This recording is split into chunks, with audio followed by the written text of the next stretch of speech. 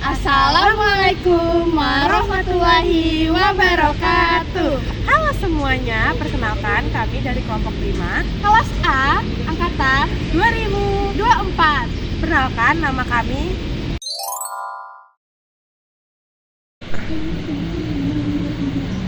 Dan kami. Jadi di sini kami akan mereview dan juga menganalisis teori pembelajaran yang ada pada film Laskar Pelangi. Film ini diadaptasi dari novel yang berjudul Laskar Pelangi yang dituliskan oleh Andrea Hiranta. So ini dia review dari kami. Jangan lupa disimak ya teman-teman. Terima kasih. Sinopsis Laskar Pelangi. Laskar Pelangi yang dirilis pada tahun 2008 dan pada tahun 1970-an SD Muhammadiyah di Getong Blitar Timur terancam akan ditutup karena kekurangan murid. Untunglah di tahun ajaran baru genap terdaftar 10 orang murid. Kemudian sekolah ini tidak jadi ditutup dan ke-10 anak ini menjadilah Laskar Pelangi. Rumuslah yang memberi nama anak itu, karena anak-anak sangat menyukai pelangi. Laskar Pelangi yang beranggotakan Ika, Lintang, Sahara, Mahar, Akyong, Syahda, Kucai, Borek, Trapani, dan Harun. Walaupun mereka anak-anak yang kurang mampu, namun semangat dan tekad belajarnya sangat gigih dan kuat. Kepala sekolah Pak Harfan dan Bu Mus turut berjasa dalam menginspirasi dan mensupport mereka semua untuk terus belajar, berakhlak, dan berani bersaing meskipun dengan segala keterbatasan yang ada, Laskar Pelangi ternyata berhasil meraih prestasi yang sangat keren. Contohnya pada saat ada lomba karnaval, tak ada dana untuk membuat kostum, namun Mahar yang berbakat seni berhasil memanfaatkan dedaunan untuk dijadikan kostum. Mereka pun berhasil memenangkan lomba karnaval. Selain itu, Lintang, Ika, dan Sarah mengikuti lomba cerdas cermat dan berhasil memenangkan dan mengalahkan sekolah-sekolah lain yang lebih unggul dan berada. Setelah Lintang memenangkan lomba, ayah Lintang pun meninggal sehingga Lintang harus berhenti sekolah untuk menghidupi adik-adiknya.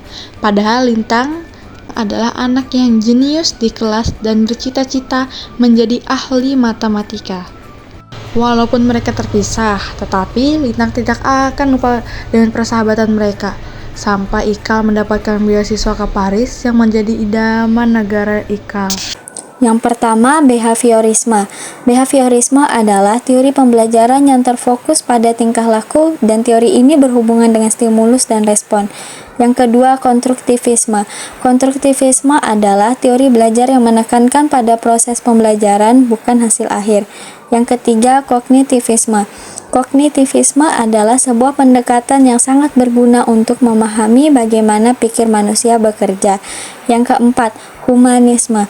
Humanisme adalah pembelajaran yang mengedepankan manusia serta peserta didik mampu mengembangkan potensi dirinya.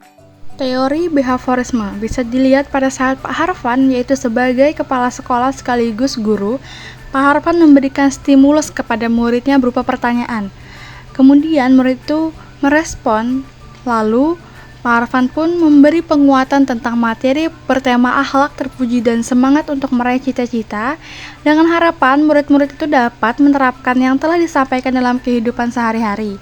Bahkan menurut Ormat 2009, memandang perilaku seseorang merupakan hasil belajarnya bersama lingkungan.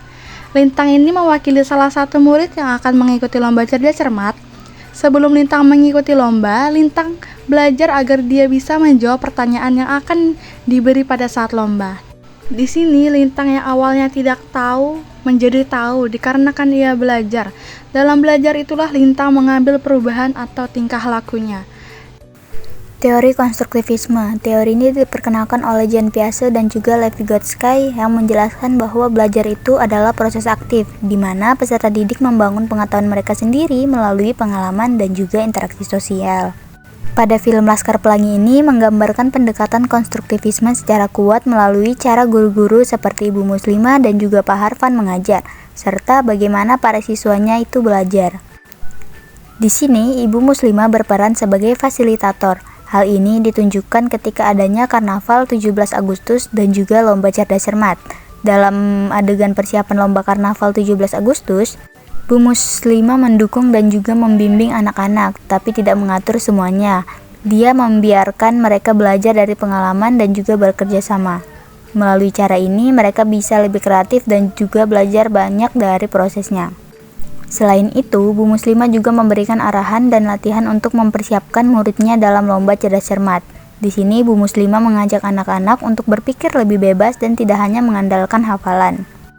Jadi bisa dikatakan bahwa teori konstruktivisme tercermin dalam cara Ibu Muslimah melatih dan juga menyiapkan murid-muridnya untuk lomba, serta bagaimana para Laskar Pelangi ini belajar dan juga berkembang dari pengalaman tersebut. Teori belajar kognitivisme.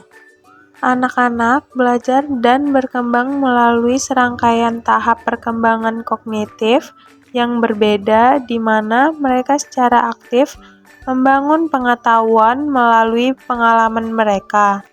Film Laskar Pelangi, momen ketika anak-anak melihat pelangi dapat dianalisis sebagai kognitivisme yang menekankan proses mental. Pelangi menjadi simbol harapan, memicu refleksi dan pembelajaran tentang pengalaman hidup, tantangan, dan impian mereka. Anak-anak berkolaborasi dalam memahami nilai-nilai seperti persahabatan dan keberanian. Pengalaman ini membantu mereka membangun pengetahuan dan pola pikir positif, menunjukkan pentingnya proses kognitif dalam perkembangan. Teori humanisme menurut Abraham Maslow menekankan aktualisasi diri, di mana individu berusaha mencapai potensi tertingginya setelah kebutuhan dasar terpenuhi. Pendidikan bertujuan membantu siswa berkembang secara menyeluruh. Film Laskar Pelangi menggambarkan perjuangan sekelompok anak di Pulau Belitung yang berjuang keras demi mendapatkan pendidikan. Ada tokoh yang bernama Bu Muslimah. Bu Mus ini seorang guru yang banyak melakukan pengorbanan demi pendidikan anak-anak di sana. Dia mengajarkan pelajaran sehari-hari dengan penuh cinta dan pengertian. Meskipun dengan keterbatasan fasilitas, dia mengorbankan seluruh waktu dan tenaganya untuk mengajar dengan kreatif. Nah, ini menunjukkan sikap humanisme yang dimana dia mengutamakan kebutuhan siswa daripada kepentingan pribadinya. Dalam foto ini ada tokoh yang bernama Lintang, seorang siswa yang pintar yang harus meninggalkan sekolahnya demi menjaga adik-adiknya dan demi memenuhi kebutuhan keluarganya. Meskipun ia sangat menyadari pentingnya pendidikan, kepergian Lintang membuat guru dan teman-temannya merasa kehilangan. Sementara itu, Ikal, salah satu temannya yang melanjutkan pendidikannya di luar negeri dan berhasil mendapatkan beasiswa di Paris. Ikal pun kemudian mengirim surat kepada Lintang, mendorongnya untuk tidak menyerah. Lintang pun mengajarkan kepada anaknya untuk mencontoh semangatnya Paman Ikal. Kejarlah pelangimu sampai ke ujung dunia dan jangan pernah menyerah.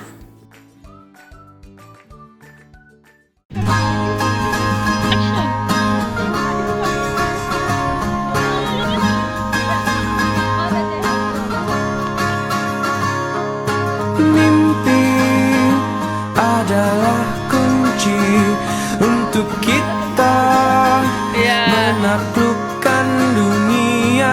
Berlarilah tanpa lelah sampai engkau meraihnya. Laskar Pelangi takkan terikat waktu. Bebaskan dirimu di angkasa, warnai bintang di jiwa. Kamu kelihatan semua. Menarilah dan terus tertawa.